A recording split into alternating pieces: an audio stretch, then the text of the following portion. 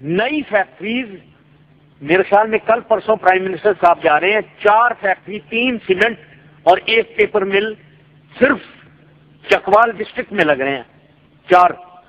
آپ کی گاڑیوں کی جو مینوفیکچر ہے وہ 3، پہلے 1 شفٹ میں ہوتی تھی، اب 3 شفٹ میں چل رہی ہیں۔ آپ کی موٹر سائیکلیں جو بک رہی ہیں وہ 300% زیادہ بک رہی ہیں، گاؤں میں بک رہی ہیں، رورل ایریاز میں۔ خریدار گاؤں والا آدمی ہے۔ آپ کسی گاؤں میں جائیں، جس کے پاس سائیکل تھی اب موٹر سائیکل چلا رہا ہے۔ تو سوال یہ ہے کہ غربت، نوکریاں بڑھ رہی ہیں۔ آپ آج کو کنسٹرکشن میں جائیں، آپ اسکل لیبر آپ کو نہیں ملے گا، تمام امپلائڈ ہیں۔ آپ ٹیلی کمیونیکیشن میں جائیں، آپ کو ٹیلی کمیونیکیشن انجینئر سب یہ جو نئے آئے ہیں یہ ایک دوسرے سے کشمکش میں ہے، کھینچنے کی، اویلیبل نہیں ہے، لوگ اویلیبل نہیں ہیں۔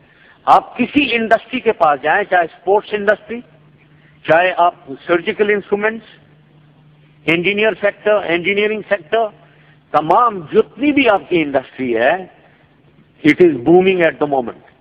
اور جب یہ انڈسٹری چل رہی ہے تو نوکریاں ملی ہوئی ہیں، نوکریاں اسی لیے، انڈسٹری اسی لیے چل رہی ہے کیونکہ نوکریاں ملی ہوئی ہیں۔ تو نوکریوں میں، بے روزگاری میں شیورلی کمی آئی ہے۔ اور پاورٹی میں اس وقت آپ کی صرف کاٹن کراپ جو ہے، جو 15 ملین بیل پہ جا رہی ہے، اس سے 45 ارب روپے رورل اکانومی میں انجیکٹ ہو رہے ہیں۔ آپ کی جو ویٹ کراپ ہے، جو انشاءاللہ 22 ملین ٹن تک جائے گی، اس سے تقریباً 25 ارب روپے رورل اکانومی میں جائے گی۔ یہ 60 ارب جو میں 70 ارب یہ کہاں جائیں گے؟ یہ تمام فارمر کے پاس جو بھی کاٹن اگا رہا ہے اور جو بھی ویٹ اگا رہا ہے، وہ کون ہے؟ وہ آپ کی 70% لوگ وہاں رہ رہے ہیں، ان کی غربت ہے، ان کے ہاتھوں میں جا رہے ہیں یہ پیسے۔ تو سوال یہ ہے کہ یہ ہمیں ایک بغیر سروے کے، بغیر انڈرسٹینڈنگ کے یہ بات کہتے رہنا نہیں چاہیے۔ غربت، میں میری بات کو غلط نہ سمجھے، میں یہ نہیں کہہ رہا ہوں غربت ختم ہو گئی ہے، غربت بالکل ہے، بے روزگاری ہے، لیکن پاکستان کی تاریخ میں پہلی دفعہ یہ ڈکلائن کی طرف ہوئی ہے۔ اس کی ایگزیکٹ پرسنٹیجز 2-4 مہینے میں بتائی جائیں گی، پوری قوم کو بتائی جائیں گی۔ تو ہمیں اتنا اس میں پیسیمسٹک نہیں ہونا چاہیے، ہمیں کوائٹ آپٹیمسٹک ہونا چاہیے کہ ہم صحیح راہ پہ چل رہے ہیں، اور ایک حکمت عملی کے مطابق غربت اور بے روزگاری کو دور کرنے کے سلسلے میں ہم ٹھیک، ہماری کارروائی اور ٹھیک چل رہی ہے، ملک ٹھیک چل رہا ہے۔ پھر یہ بلوچ عوام کی آپ نے بات کی ہے، یہ اس کی بھی مجھے حیرانگی ہے کہ آپ کو بھی سمجھ نہیں ہے اس کی۔ بلوچ عوام کے خلاف کوئی ایکشن نہیں ہو رہا ہے۔ ایک اگر سردار کی آپ بات سنتے ہو، یہ رن صاحب بیٹھے ہیں، یہ سردار بیٹھے ہیں یہاں، یہ تو بالکل خوش بیٹھے ہیں، یہ بیٹھے ہوئے ہیں یہاں میرے سامنے۔ تو آپ، اور یہ ان کے برابر میں مینگل صاحب بیٹھے ہوئے، وہ بھی سردار ہیں۔ اور یہاں آپ کو پتا ہونا چاہیے کوئی 78 سردار ہیں، جن میں سے 75 کو کوئی پرابلم نہیں ہے، سب گورنمنٹ میں ہے، سب ایکسپٹ کر رہے ہیں۔ 3 سردار بول رہے ہیں، ان میں سے ایک ڈیرا بگٹی سے گڑبڑ کر رہا ہے، اور سوئی کو بھی اس نے اٹیک کر کے خراب کیا ہے۔ اس کو آپ نے کیا حق دیا ہے کہ وہ پاکستان یا بلوچ کا سارے پورے بلوچ قوم کے لیے آواز اٹھائے؟ آپ نے حق دیا؟ اب آپ بات سنیں، کیونکہ آپ بات کر لی ہے آپ نے، اب میری بات سنیں ذرا۔ تو آپ نے اگر حق نہیں دیا، میں نے بھی انہیں حق نہیں دیا ہے، نہ بلوچ قوم نے حق دیا ہے، نہ بلوچستان کے لوگوں نے حق دیا ہے۔ بلوچستان میں آدھے پختون ہیں، آدھے بلوچ ہیں۔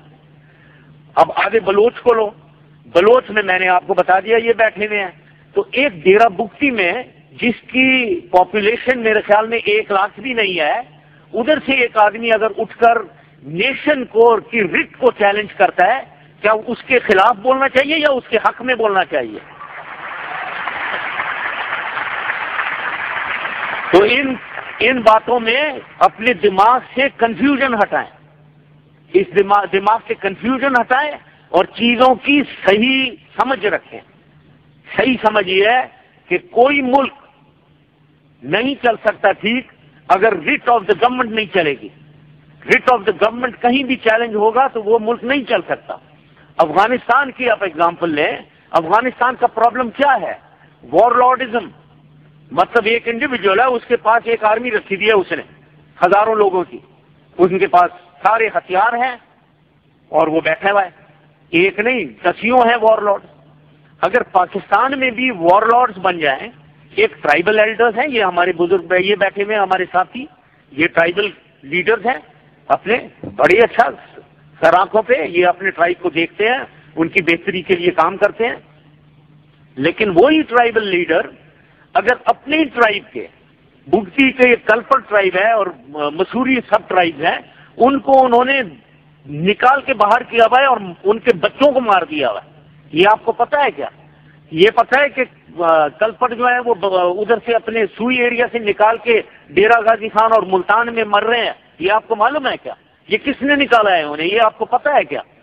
تو سوال یہ ہے کہ جو اپنی ٹرائب کے ساتھ ظلم تشدد کرے اپنے لوگوں کے ساتھ، اور دوسری چیز یہ کہ ایک فوج مینٹین کرے، 5,000 لوگوں کی فوج، تقریباً 4-5-6,000 فوج جن کے پاس راکٹ لانچر موٹر ہیں، ٹریننگ کر رہے ہیں. کیا اس طریقے سے ملک کو چلنا چاہیے؟ کہ یہ جو آپ نیشنل انٹیگریشن کی باتیں ہو رہی ہیں، کیا اس طریقے سے ہوتی ہے نیشنل انٹیگریشن کہ کوئی انڈیویجول اٹھے اور وار لارڈ بن جائے اور اپنی ملک کو رٹ کو اور کہے کہ گوادر پورٹ نہیں بنے گا اور کہ پائپ لائن ایران سے نہیں جائے گی، ہم دیں گے؟ یہ کیسے پاکستان چلے گا؟ آپ کے لیے آسانی کا تو یہ ہے، آپ ذرا نظریہ اپنا رکھیں.